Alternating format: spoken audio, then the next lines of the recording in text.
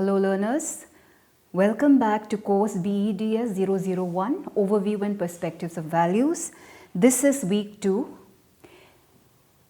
In this particular week, we will be dealing with concept of morality and moral education.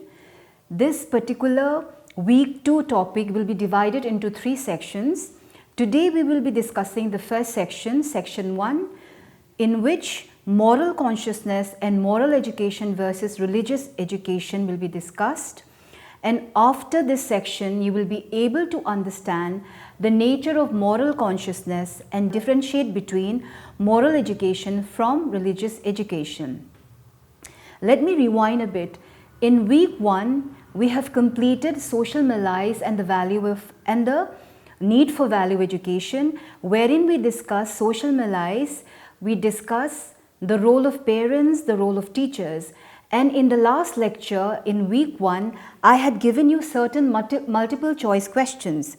I had given you around 10 multiple choice questions, and I had given these multiple choice questions without giving you the answer, saying that I will be answering these multiple choice questions in this class.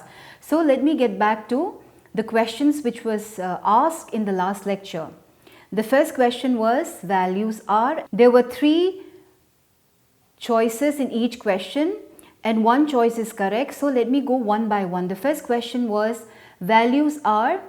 The correct answer is number 1, good for us. The second question, social malaise, in other words, is number 2 is the correct answer, which is social evils. Question number 3, corruption is absent in our society, less in our society, deep rooted in our society. The answer is deep rooted in our society. Number 3 is the answer. Question number 4, education and value education are same, not the same, are opposite. The answer is not the same. We have discussed how value education is not the same as education, because when we talk about education, education means getting higher degree. You may get the highest degree, but it does not necessarily mean that you will be able to cultivate or inculcate value. So value education is not the same as education. Then the 5th question, religious scriptures teaches us love thyself, love thy neighbor, love not. The answer is number 2, love thy neighbor. Question number 6, home is the first school to learn values, second school to learn values, last school to learn values. The answer is first school to learn values. Question number 7, Mahatma Gandhi teaches us violence, world peace or non-violence. The answer is question 7. The answer is number 3, which is non-violence or ahimsa, non-violence. This is what the father of the nation has taught us, non-violence. Then we have question number 8, values are for all or some, only students. The correct answer is number 1, values are for all. It is not only for some but for all members of the society. It is for us all. Question number 9, teachers have a minor role to play, central role to play, limited role to play. The answer is teachers have a central role to play. Question number 10. In the first week lecture, we had completed certain topics. And which are these topics? Social malaise and the need for value education, role of parents and teachers, or social malaise and need for value education, role of parents, or social malaise and need for value education. The answer to question number 10 is social malaise and need for value education, role of parents and teachers.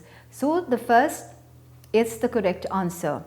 These were the multiple choice questions given to you. I hope you have attempted these questions. These questions were given to you to self-assess yourself, to see how you have understood or are able to understand what has been taught in the first week. So with these multiple questions, solving the multiple questions, we will move on to week 2. Like I said, section 1, where we will be discussing moral consciousness and also the different, how to differentiate or what is the difference between moral education and religious education. Let me start by saying or asking, what is moral consciousness? consciousness means knowledge. Therefore, moral consciousness is about a knowledge of right and wrong, of good and evil. Moral consciousness, like intelligence, is a natural endowment which requires an appropriate environment or education for its full flowering in the human personality. So, this is moral consciousness. When we talk about moral consciousness, what does it mean? It means a knowledge about right and wrong, good and evil. So, moral consciousness is knowing what is right, what is wrong, what is good and evil. Man is born with two kinds of forces. One that leads to self-preservation with instincts that lead to aggression, anger, jealousy, fear and so on. So these would be self-preservation, and the other that leads to social preservation like love, affection, sympathy, care and so on. So these are the two kind of forces.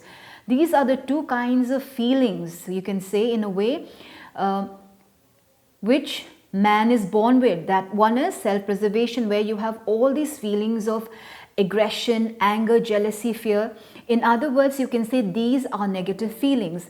And on the other hand, we have another kind of forces, which is social preservation, positive feelings, positive attitude. Like, in a way, you can say these are positive feelings like love, affection, sympathy, care and so on. So these are the two kind of forces man is born with: self-preservation and social preservation.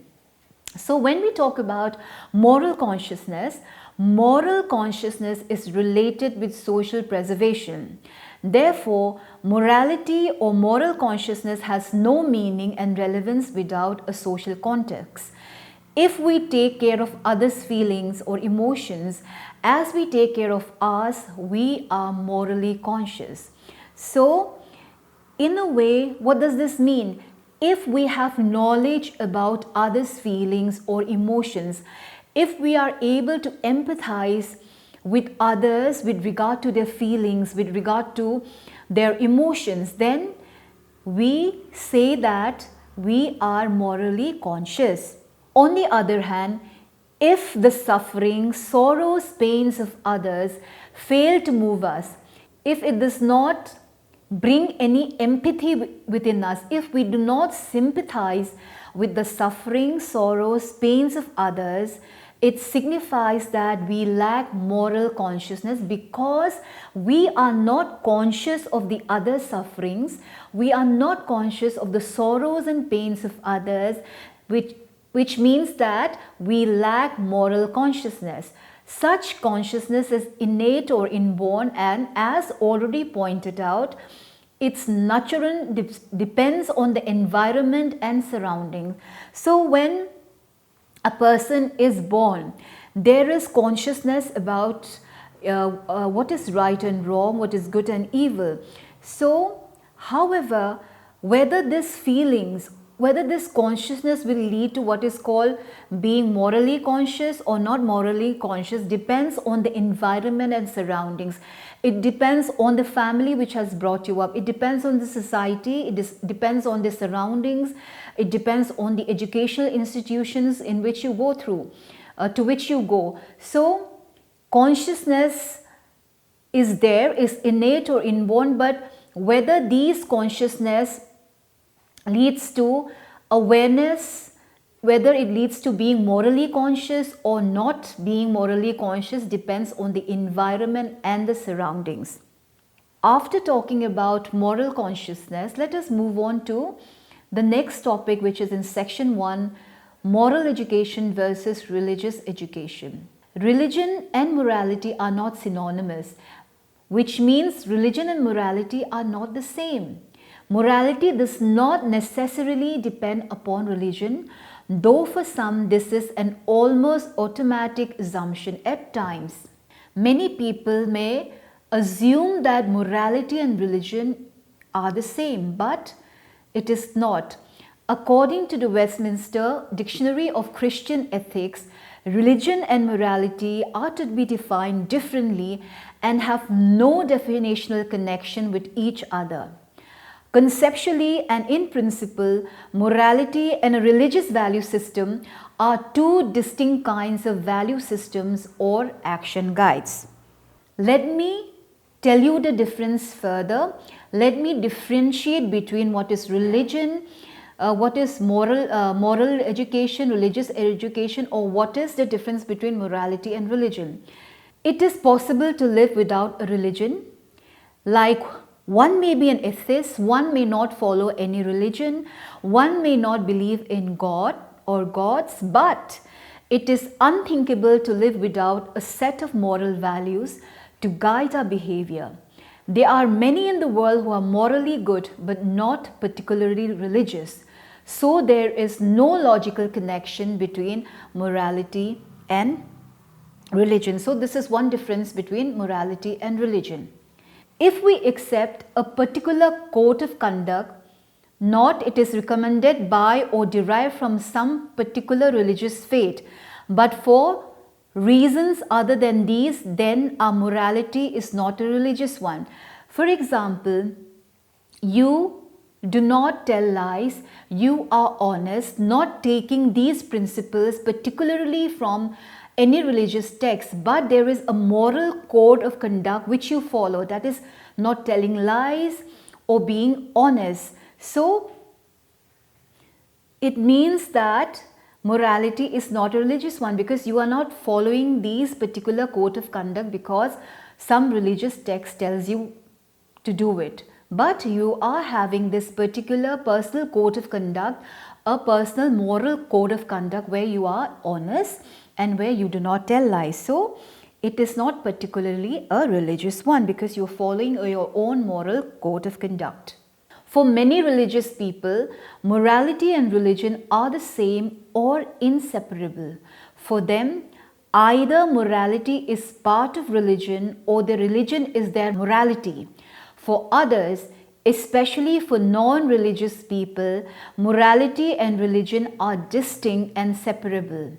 Religion may be immoral or non-moral, and morality may or should be non-religious for a lot of people. Let me repeat.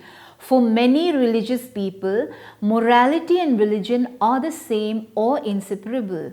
For them, either morality is a part of religion or the religion is their morality. So you have this set of people who believe that morality and religion are the same, they are inseparable. But for others, for people who are non-religious, people who are atheists, people who do not believe in a God or gods, morality and religion are distinct and separable. Religion and morality are not the same. You can have moral code of conducts, you may be moral in your ways, in your thoughts, in your speaking, but you can be as well as non-religious. So morality and religion are not the same for some people. Even for some religious people, the two are different and separable. They may hold that religion should be moral and morality should be, but they agree that they may not be. So a lot of people who are also religious believe that and also think that the two are different and separable, but they also say at the same time that religion should be moral and morality should be a part. Morality is also a part of religion. So for many religious people, though believing that they are thinking, assuming that they are different and separable, they also hold that religion should be moral as well as morality should also be part of religion. So in today's lecture, we have discussed moral consciousness. According to a lot of people, consciousness means knowledge. Therefore, when we say moral consciousness, it is about having a knowledge. And when we add moral to consciousness, it means a knowledge of right and wrong, of good and evil. So, when we say that a person is morally conscious, it means that that person has empathy, a person cares for the others, a person understands the sufferings, pains of others. So this is what is meant by morally being morally conscious. And when we talk about the two types of forces which man is born with, one is self-preservation. When we talk about self-preservation, more or less it means aggression, it means anger, jealousy, fear and so on. And the other is social preservation, which means love, affection, sympathy, care and so on. So when we talk about moral consciousness is related to social preservation. It means that when you are conscious about others' feeling, it is social preservation because you have empathy for the others, you care for the others. And when we talk about being morally conscious, a person is born with consciousness. It means that a person, when we talk about moral consciousness, it is a natural endowment.